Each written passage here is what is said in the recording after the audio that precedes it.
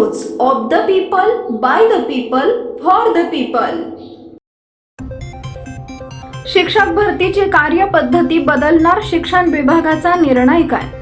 सद्यस्थितीत राज्यातील शिक्षक भरती शिक्षक अभियोग्यता व बुद्धिमत्ता चाचणीमध्ये मिळालेल्या गुणांच्या आधारे केंद्रीय पद्धतीने पवित्र संकेतस्थळाद्वारे राबवली जाते।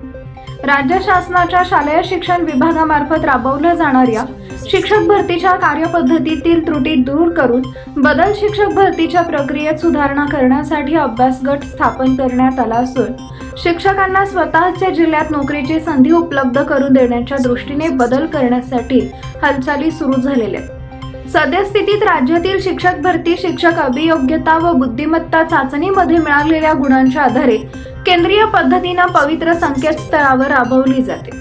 त्याद्वारे स्थानिक स्वराज्य संस्था, खासगी अनुदानित शाळांना शिक्षक उपलब्ध करून दिले जातात। शिक्षक पद भरतीनंतर शिक्षकांना वर्षानुवर्ष स्वतःचा जिल्हा सोडून अन्य जिल्ह्यात काम करावं लागतं, त्यामुळे आंतरजिल्हा बदलीची मागणी शिक्षकांकडून केली जाते।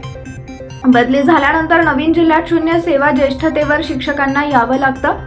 शिक्षकांना स्वतःच्या जिल्ह्यात नोकरीची संधी देणं आवश्यक आहे, त्यामुळे विद्यार्थ्यांना स्वतःच्या भागातील परिसरातील शिक्षक उपलब्ध होऊन शिक्षक अधिक क्षमतेने काम करतील। विद्यार्थ्यांना गुणवत्तापूर्ण शिक्षण देण्यामध्ये शिक्षकांची मदत होईल असं नमूद करून प्रचलित शिक्षक भरतीमधील त्रुटी दूर करून जिल्हा विभाग स्तरावर शिक्षक भरती प्रक्रियेबाबतचा अभ्यास करून कार्यपद्धती सुचवण्यासाठी शिक्षण आयुक्तांच्या अध्यक्षतेखाली अभ्यास गट नियुक्तीचा शासन निर्णय प्रसिद्ध करण्यात आला।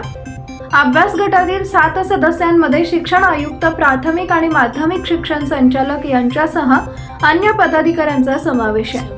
आवश्यकतेनुसार आणखी सदस्यांचा समावेश करण्याचा अधिकार आयुक्तांना देण्यात आलाय। अहवाल सादर करण्यासाठी अभ्यास गटाला 1 महिन्याची मुदत देण्यात आली आहे। पीपल न्यूज पाहण्यासाठी चॅनलला सबस्क्राईब करा व बेल आयकॉनला प्रेस करा।